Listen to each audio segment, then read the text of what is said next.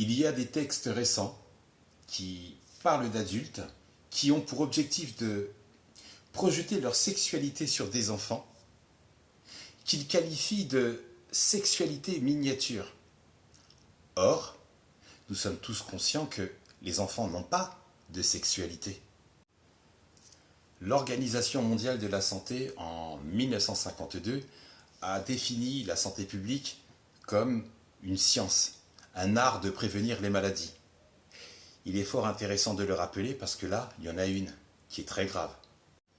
Quand j'entends qu'il y a des programmes internationaux qui vont être proposés, mais par la force, aux différentes populations, sur une standardisation concernant l'idée que l'enfant sera sexualisé et que la sexualité lui sera enseignée dans les écoles de petite section. Et de ce fait, on va attribuer à des enfants une sexualité. Et donc, si pour l'OMS, sa priorité d'un point de vue santé publique, qui est d'améliorer la santé, d'améliorer la vitalité physique et mentale de chaque individu, les enfants n'en feront plus partie? C'est une question là que je pose.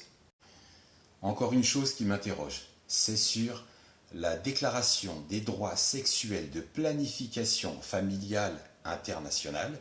Il y a eu une modification dans les textes qui parle de l'obligation et la satisfaction des États. C'est-à-dire que malheureusement, les États doivent se plier à l'OMS sur des textes visant à accroître la capacité sexuelle de l'enfant. C'est complètement ouf. Encore un dernier point qui m'interroge.